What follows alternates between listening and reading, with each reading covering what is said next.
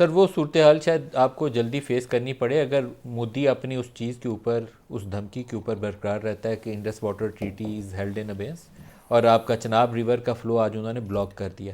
آپ کی nuclear doctrine کا حصہ ہے کہ واٹر سیکیورٹی جو ہے اس کے اندر شامل ہے. آپ نے جو سٹیپس گنوائے ہیں اس میں آپ کی ایگزسٹنس ایٹ سٹیک ہو یا آپ کی دوسری طرف سے آبی جارحیت ہو، دونوں صورت میں آپ کی نیوکلیئر تھریش ہولڈ جو ہے وہ ایکٹیویٹ ہو جاتی ہے.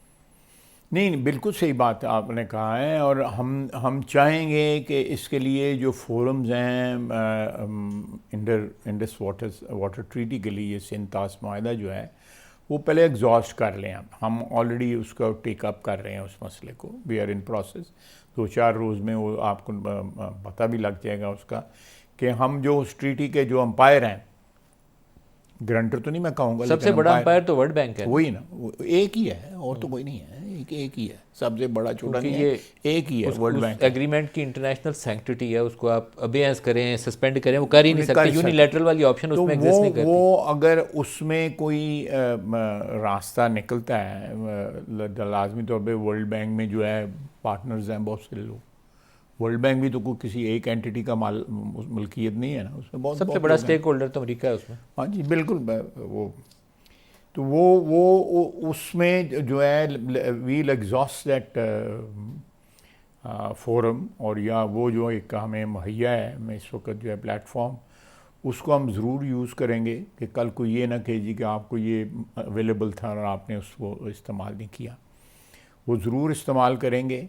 لیکن میں پھر کہوں گا، چاہے وہ آبی جارحیت ہے یا ویسے مسلح جارحیت ہے، ہمارے ایگزسٹنس کو جس طرح اس وقت آپ نے مثال دی، غزہ کی مثال دی، بدقسمتی ہے، امت مسلمہ کی بدقسمتی ہے. میں کسی اور کو بلیم نہیں کروں گا، قطعی طور پہ بلیم نہیں کروں گا. امت مسلمہ کی بدقسمتی ہے. پتہ نہیں روز قیامت جو ہے ہم نے کس طرح فیس کرنا ہے رسول اللہ صلی اللہ علیہ وسلم کو اور خدا کو، کہ ان کی امت جو ہے وہ قتل عام ہو رہا تھا. مائیں وہاں بچوں کے کٹے ہوئے جسم اٹھا کے جا رہی ہوتی ہیں اور ہم دیکھ رہے ہوتے ہیں، ہم کچھ کر نہیں پاتے. بالکل آپ نے صحیح کہا ہے. میں نے بات کی ہے بالکل وہ اسی ضمن میں بات کی ہے کہ انشاءاللہ تعالیٰ کوئی ہم تھریٹن ہوئے، ہماری ایگزسٹنس تھریٹن ہوئی جس طرح فلسطینیوں کی اس وقت تھریٹن ہے، تو انشاءاللہ ہمیں کسی کو آواز دینے کی ضرورت نہیں ہے. اللہ تعالیٰ نے ہمارے پہ مہربانی کی ہوئی ہے. ہمارے پاس ایک نہایت بہادر فوج ہے جنہوں نے ماضی میں بھی بے شمار قربانیاں دی ہیں. اس وقت بھی دہشت گردی کی جنگ کے خلاف جو ہے وہ قربانیاں دے رہے ہیں، لگاتار قربانیاں دے رہے ہیں. نوجوان بچے، افسر، سپاہی جو ہے قربانیاں دے رہے ہیں.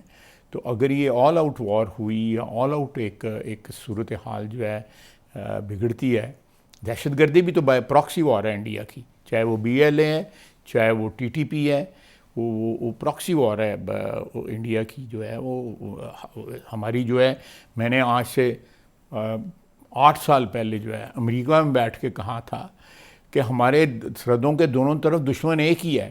ایک طرف وہ خود بیٹھا ہوا ہے، دوسری طرف اس کی پراکسیز بیٹھی ہوئی ہیں. وہ افغانستان میں بیٹھی ہوں یا کسی اور جگہ بیٹھی ہوں، وہ ان کی پراکسیز ہیں.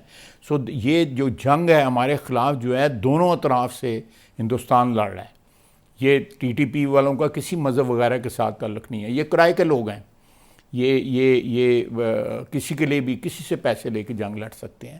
تو یہ ہندوستان کی پراکسی ہیں، یہ ہندوتوا کی پراکسیز ہیں، یہ ٹی ٹی پی والے بھی اور بی ایل اے والے بھی. سو میں نے اس وقت کہا تھا 2017 میں جب میں فارن منسٹر تھا، میں نے اس وقت بھی کہا تھا یہ لوگ پراکسیز ہیں، اور ہم نے 2 لاکھ فوج کمٹ کی ہوئی تھی اس وقت کی میں بات کر رہا ہوں اس بارڈر کے اوپر جو ہمارا ویسٹرن بارڈر ہے. اور یہ ہمیں جو ہے ویسٹرن کنٹریز جو ہے ہمیں دہشت گردی کے اوپر لیکچر دیتی ہیں. سب سے بڑا نشانہ ہم ہیں اس وقت. یہ بھی دہشت گردی ہے، یہ آبی دہشت گردی ہے. اس کے ساتھ دوسری دہشت گردی ہے کہ ایک خود ڈرامہ رچا کے اور خود سارا اس کا، اب تو ساری دنیا میں ہندوستان میں کہہ رہی ہے کہ یہ ایک ڈرامہ تھا.